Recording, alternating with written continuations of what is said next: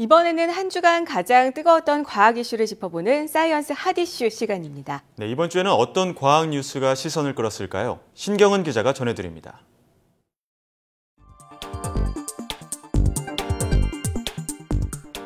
사이언스 핫 이슈, 먼저 5위입니다. 인류의 가장 오랜 진통제, 아스피린의 새로운 효과가 속속 밝혀지고 있습니다. 최근 저용량 아스피린을 매일 복용하는 여성은 임신 성공률을 높일 수 있다는 연구 결과가 나와서 눈길을 끌었죠. 심지어 아스피린이 대장암 억제와 예방 효과가 있고 식도암이나 직장암 등 위장관암 환자의 생존율을 높인다는 연구 결과도 나왔는데요. 이 아스피린의 효과를 직접 확인하기 위해 영국에서 대규모 임상시험이 시작됩니다. 영국암연구소와 국립보건연구원이 지원하는 이 임상시험은 영국의 100여 개 의료기관에서 11,000명의 암 환자를 대상으로 진행되는데요. 연구팀은 대장암과 유방암, 식도암, 전립선암, 위암 치료를 받았거나 진행 중인 환자들에게 매일 아스피린 100mg, 300mg, 위약 가운데 하나를 5년 동안 투여할 계획입니다. 연구팀은 임상시험에서 아스피린의 효과가 확인된다면 값싸고 손쉬운 방법으로 많은 암 환자를 살려낼 수 있을 것이라고 밝혔습니다.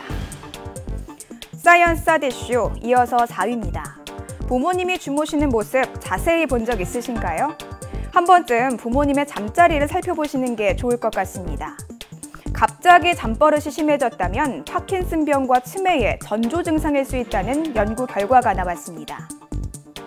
일반적으로 꿈을 꿀 때는 근육이 거의 움직이지 않죠. 하지만 렘수면 행동장애 환자는 꿈에서 하는 행동을 실제로 옮긴다고 하는데요. 과격한 잠버릇으로 생각하기 쉬운 렘수면 행동장애가 퇴행성 뇌질환인 파킨슨병이나 치매의 전조 증상일 수 있습니다. 국내 연구진이 렘수면 행동장애 환자를 10년간 관찰한 결과 5년이 지나자 환자의 18%가량이 치매나 파킨슨병이 생겼고 6년 후에는 35%, 10년 후에는 50%가량이 치매나 파킨슨병이 진행된 것으로 조사됐습니다. 전문가들은 60대 이상의 사람이 갑자기 자다가 이상한 행동을 보인다면 전문의에게 정확한 진단을 받아야 한다고 조언합니다. 사이언스 핫 이슈 3위입니다. 이제 2015년 한 해도 얼마 남지 않았는데요. 올해 금연 결심했던 분들 작심삼일로 끝났다면 지금부터라도 다시 시작하시는 게 좋겠습니다. 최근 흡연과 질병의 상관관계를 입증한 연구 결과가 나란히 발표됐는데요. 먼저 뇌졸중입니다. 우리나라 45세 이하 청장년층에서 발병하는 뇌졸중의 절반가량이 오랜 흡연 때문에 발생한 것이라는 연구 결과가 나왔습니다.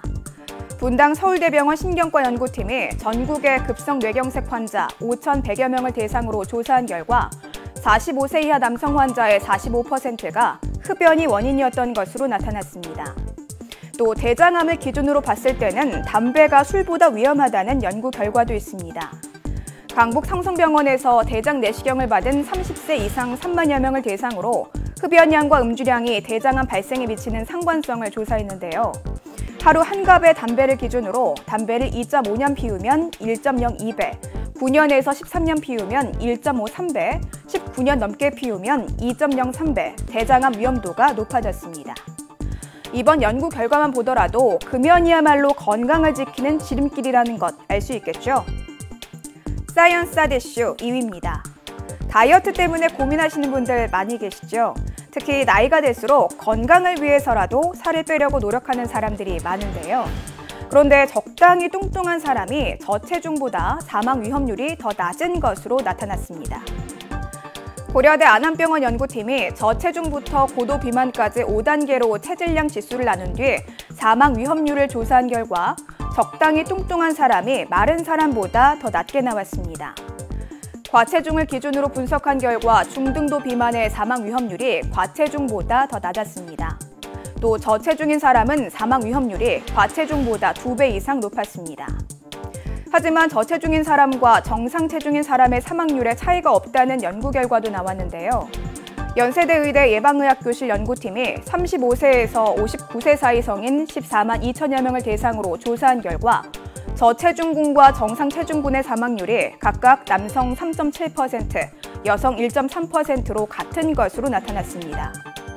체중과 사망률의 상관관계, 어느 것이 정답인지 모르겠지만 무엇이든 적당한 게 좋지 않을까요? 사이언스 핫 이슈 이번 주 1위입니다. 아이들이 참 좋아하는 반찬이죠. 베이컨과 소시지, 햄 등의 가공육이 술, 담배, 성병과 같은 일군 발암물질로 지정됐습니다.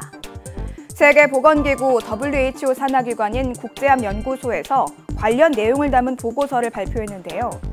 가공육을 매일 50g가량 섭취하면 직장암 발생 위험이 18% 높아진다는 겁니다.